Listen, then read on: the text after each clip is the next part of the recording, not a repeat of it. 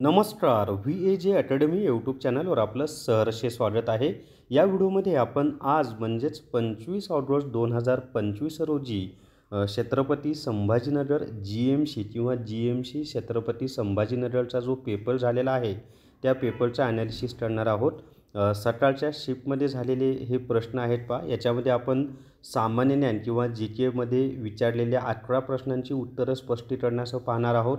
तसंच मराठी व्याकरणावर कोणते प्रश्न आले होते, गणित बुद्धिमत्ता चाचणीवर कोणते प्रश्न विचारले होते त्याचीसुद्धा माहिती किंवा विश्लेषण किंवा पेपर ॲनालिसिस आपण करणार आहोत.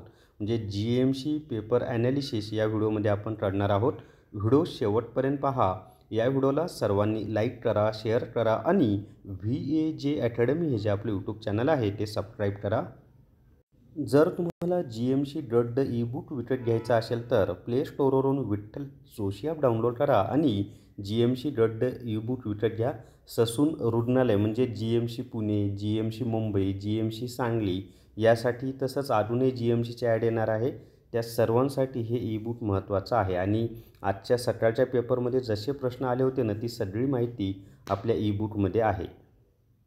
पहिला प्रश्न आहे पहा, पेशीभित्तिकेचे कार्य काय आहे?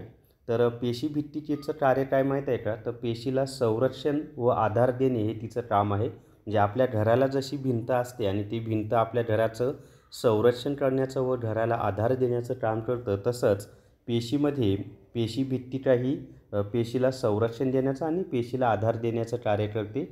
भारतीय राज्यघटनेतील प्रकरण 2 कशाशी संबंधित आहे? तर भारतीय राज्यघटनेतील प्रकरण 2 हे नागरिकत्वाशी संबंधित आहे. प्रकरण 2 किंवा भाग 2 असे आपण म्हणू शकतो आणि कलम 5 ते 11 हे नागरिकत्वाशी संबंधित आहेत. बऱ्याच परीक्षांना याच्यावर प्रश्न विचारला जातो पहा. त्याच्यानंतरचं आहे कलम 51 कशाशी संबंधित आहे? तर कलम 51 हे आंतरराष्ट्रीय शांतता आणि सुरक्षा याच्याशी संबंधित आहे. मुळामध्ये कलम 36 ते कलम 51 ही निर्देशक तत्त्वे किंवा मार्गदर्शक तत्त्वे ज्याला आपण इंग्लिशमध्ये डायरेक्टिव्ह प्रिन्सिपल्स म्हणतो त्याच्याशी संबंधित आहे.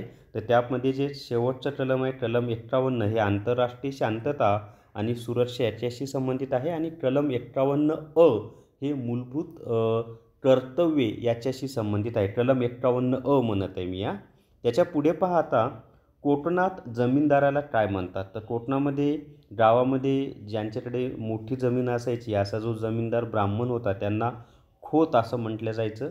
आता मध्यंतरीनं आपलं जे भास्करराव जाधव आहेत त्यांनी या संदर्भात एक वादग्रस्त विधान केलं होतं. मे बी त्यावरून हा प्रश्न घेतलेला असू शकतो, कारण आत्तापर्यंत काय असा प्रश्न त्यांनी विचारला नव्हता. पुढे पालघर जिल्ह्याचे विभाजन कोणत्या जिल्ह्यातून झाले? तर पालघर जिल्ह्याचं विभाजन हे ठाणे जिल्ह्यातून झालेलं आहे.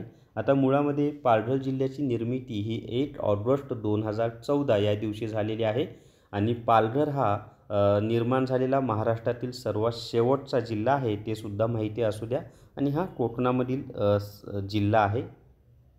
त्यानंतरचा प्रश्न आहे पहा, पुढीलपैकी कोणती नदी महाराष्ट्रातून वाहत नाही? तर आता दिलेल्या पर्यायानुसारनं म्हणजे गोमती ही नदी महाराष्ट्रातून वाहत नाही. तर महाराष्ट्रातून वाहणाऱ्या महत्त्वाच्या नद्या कोणत्या आहेत? तर गोदावरी ही महाराष्ट्रातील सर्वात मोठी नदी आहे. त्याच्यानंतर भीमा नदी आहे, कृष्णा नदी आहे, त्याच्यानंतर वर्धा नदी वाहते. त्याच्यानंतर महाराष्ट्रातून पश्चिम वाहिनीमध्ये तापी, नर्मदा ह्या पश्चिम वाहिनी नद्या आहेत. कोकणामधील नद्या पश्चिम वाहिनी आहेत. अशा नद्या महाराष्ट्रातून वाहतात. कोयना नदी आहे महाराष्ट्रातून वाहणारी, पूर्णा आहे. तर अशा ह्या नद्या महाराष्ट्रामधून वाहतात. त्याच्यानंतरचा प्रश्न आहे पहा, भारत पोल कोणी सुरू केले? तर भारत पोल हे जे आहे ना हे केंद्रीय अन्वेषण विभाग म्हणजेच CBIनं सुरू केलेलं आहे. आता CBIचा जो फुल फॉर्म आहे तो आहे सेंट्रल ब्युरो ऑफ इन्व्हेस्टिगेशन आणि जसा इंटरपोल आहे आंतरराष्ट्रीय स्तरावर की जे गुन्हेगार आहेत त्यांना पकडण्यासाठी, तसं भारतामध्ये हे भारत पोल त्यांनी इंटरपोलच्या धर्तीवर भारताने भारत पोल सुरू केलेलं आहे आणि याचं जे उद्घाटन आहे ना भारत पोलचं ते भारताचे सध्याचे जे गृहमंत्री आहेत अमित शहा यांनी केलेलं आहे. पुढे पहा, जुलै 2025मध्ये परदेशात सर्वाधिक धावा करणारा भारतीय यष्टिरक्षक कोण आहे? तर जुलै 2025मध्ये परदेशात सर्वाधिक धावा करणारा भारतीय यष्टिरक्षक हा ऋषभ पंत आहे. ऋषभ पंत हे त्याचं उत्तर आहे. हरभरा उत्पादनामध्ये भारतातील दुसऱ्या क्रमांकाचं राज्य कोणतं आहे? तर हरभरा उत्पादनामध्ये भारतातील दुसऱ्या क्रमांकाचं राज्य हे मध्य प्रदेश आहे. त्याच्यामध्ये पहिले 3 राज्य मी तुम्हाला सांगतो. तर हरभरा उत्पादनामध्ये पहिल्या क्रमांकाचं राज्य आहे राजस्थान, दुसऱ्या क्रमांकाचं राज्य आहे मध्य प्रदेश आणि तिसऱ्या क्रमांकाचं जे राज्य आहे ना ते आहे आपलं महाराष्ट्र. तर हे 3 राज्य तुम्ही लक्षात ठेवा. त्याच्यानंतर राकेश कुमार कोणत्या खेळाशी संबंधित आहे?